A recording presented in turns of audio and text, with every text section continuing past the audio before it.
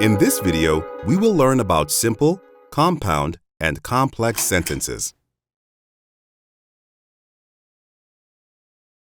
A simple sentence has a subject, a predicate, and one independent clause. The zebra is the subject of this simple sentence. It tells us what the sentence is about.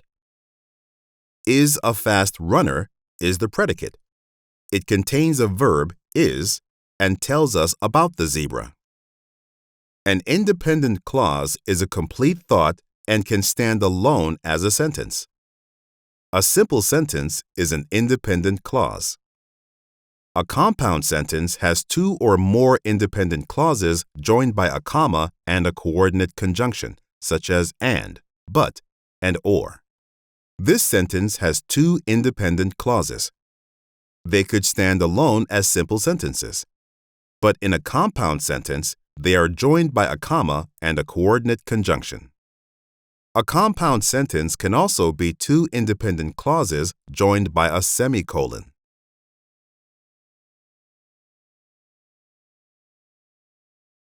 A complex sentence has one independent clause and one or more dependent clauses that are connected by a subordinate conjunction, such as after, since, and because, or a relative pronoun, such as that, which, and who.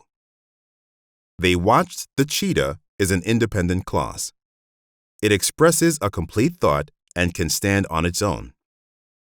The clause until it raced out of sight cannot stand alone as a complete sentence. The word until is a subordinate conjunction.